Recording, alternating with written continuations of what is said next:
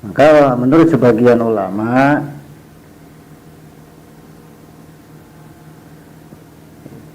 ada pendapat lain bahwa kenapa tidak diawali surat At-Taubah dengan bismillah?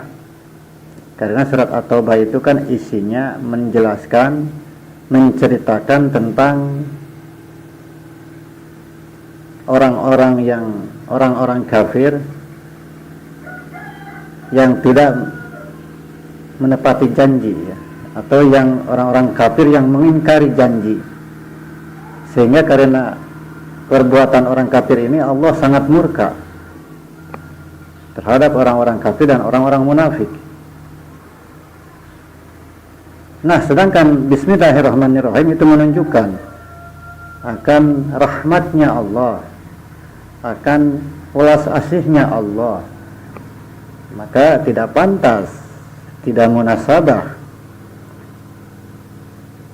mengawali bismillahirrahmanirrahim, karena isi dari surat At-Taubah adalah tentang murkanya Allah, marahnya Allah terhadap orang-orang kafir dan orang munafik yang mengingkari terhadap janji-janji mereka.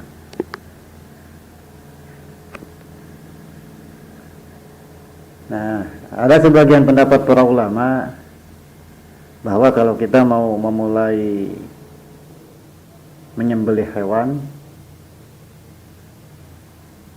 sebagian pendapat menyatakan cukup membaca bismillah saja, tidak diteruskan dengan Ar-Rahmanir-Rahim. Jadi bismillah tidak dengan bismillahirrahmanirrahim gitu ya.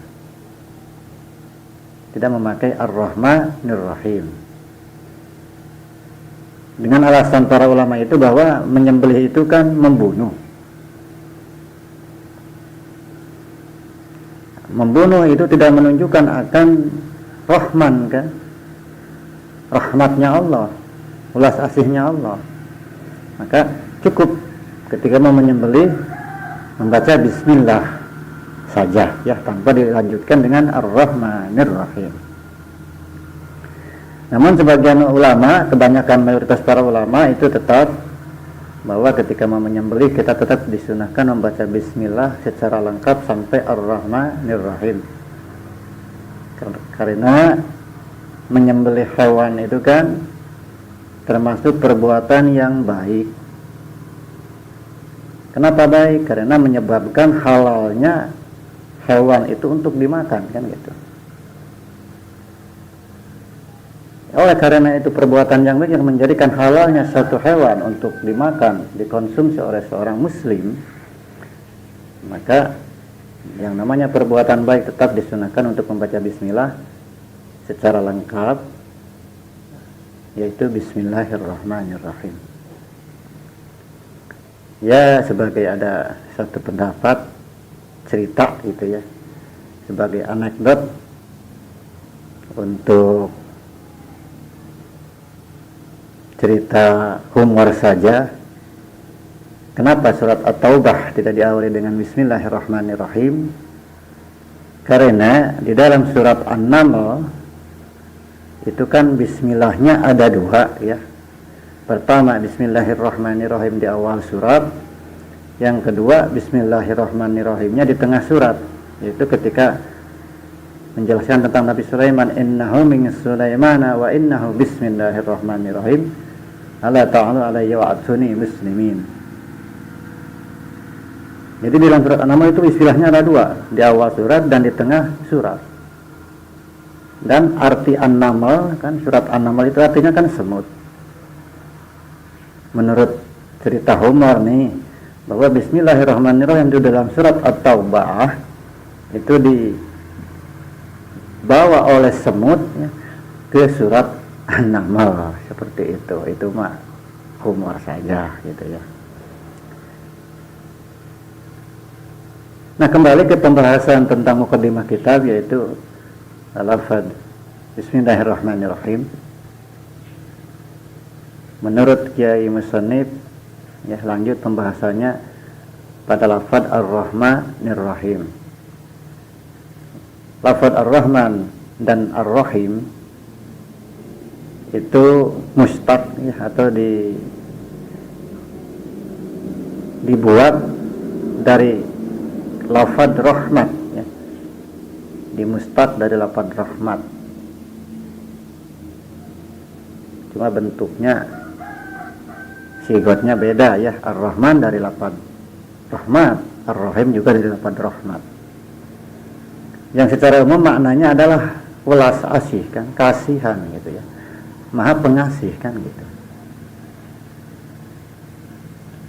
Adapun yang namanya rahmat atau welas asih, kasihan, pengasih, itu kan pengertiannya yang namanya welas asih atau pengasih itu kan timbulnya rasa ketir di hati ya. Rasa melas di hati yang dari rasa itu menimbulkan kita ingin menolong, ingin memberi ya. Iba kan gitu. Itu makna rahmat, makna pengasih. Seperti itu. Contoh kita melihat ada orang yang berpakaian compang-camping, badannya kurus kering, terus tubuhnya cacat gitu kan. Maka hati kita kan suka ngangres ya kalau bahasa Sunda, suka iba kan. Dari iba itu kita ingin memberi, ingin menolong, ingin memberikan sesuatu. Nah itu kan dinamakan rahmat kan, kasihan, iba kan gitu. Nah terus bagaimana ketika